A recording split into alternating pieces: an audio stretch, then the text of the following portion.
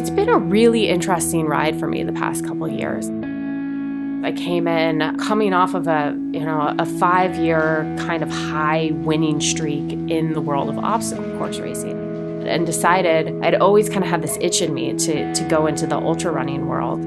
And so the super high of coming in as an entire underdog and newbie into a sport, and then getting that golden ticket at Sean O'Brien and realizing that, holy crap, my first 100 miler is going to be Western States, and being so excited about that and just riding that high, and then that stark contrast where everything, it just feels like comes crashing down around you.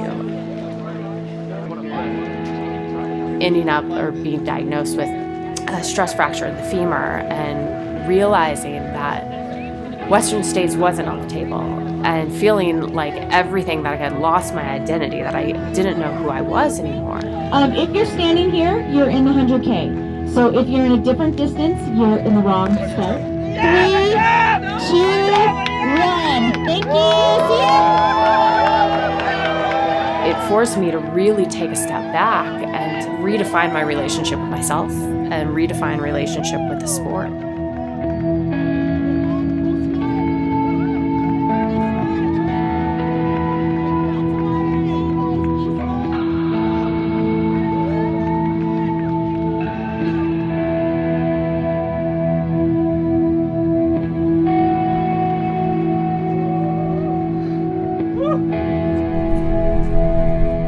This is my first ultra back, and it's actually very fitting for me that it's back at Sean O'Brien, and kind of coming around full circle.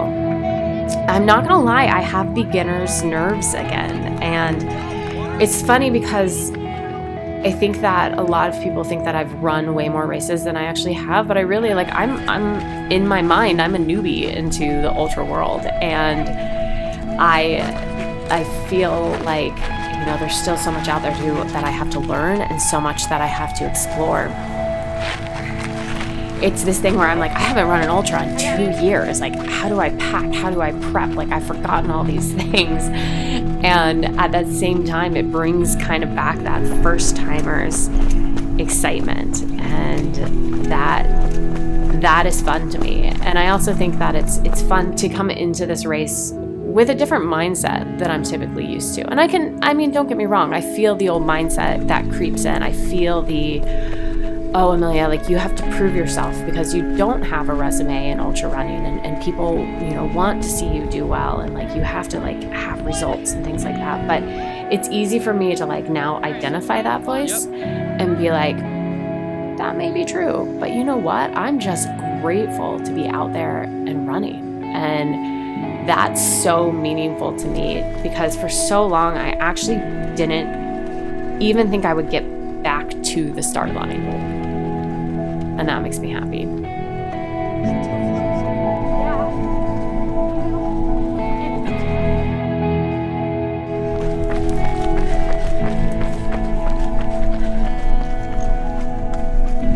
I ran out of calories, so I'm feeling bonkish.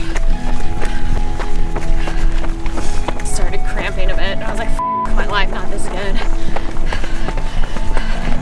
But besides that, having a blast.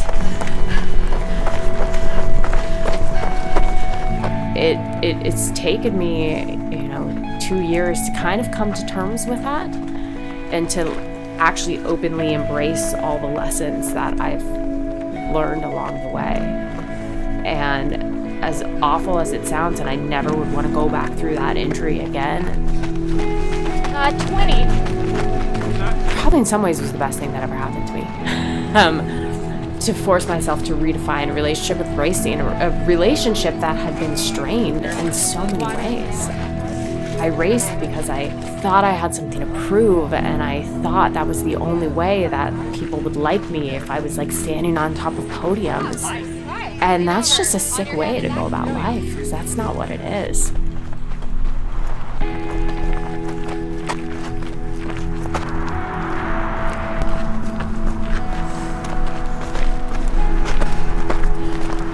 Oy, oy, oy.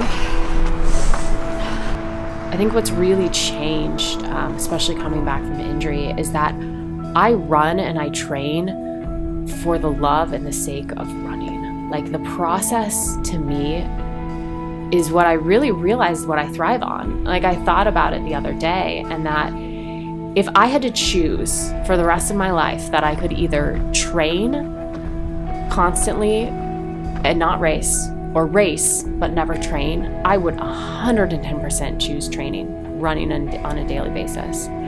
To me, I've now learned to understand and to recognize that, like, racing is the celebration of all of the training that you've been able to do.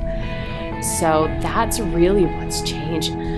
I love to run for the sake of running, and I would do it regardless of whether there was a race on the table or not. I've never lacked motivation. You know, I was the kid growing up that I refused to take naps when I was a year and a half because I thought it was wasting time. You know, I was always on the top of my class. I was always getting accolades, and I think for a very long time I was driven by that achievement of perfection and by conquering that next goal. And frankly, that can actually be kind of unhealthy at times, I think, to chase rewards and to chase results. And now, over the past few years, I've been able to realize that what drives me is really just, it's a state of joy. I do it because I love it, and I feel like when you start to do things for the results, you start to resent them. Nice job. And now I've really realized that the things that I stick with and the things that I really love is just because I love doing them for the sake of doing them. That I'm happy in the micro there. The things that will make me happy on the day-to-day are the things that will make me happy in the macro. So I'm constantly seeking that joy and seeking that peace. And running, for me, has really given me that joy and that peace.